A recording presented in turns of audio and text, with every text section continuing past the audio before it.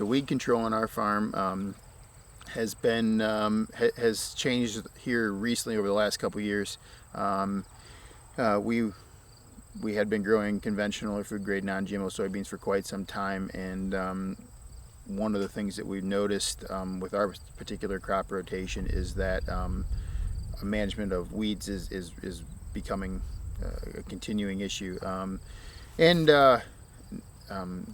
we are continually employing different residual type programs. We're using different post materials, constantly changing things up in order to prevent and eliminate weeds that are resistant to the current chemistries that we have.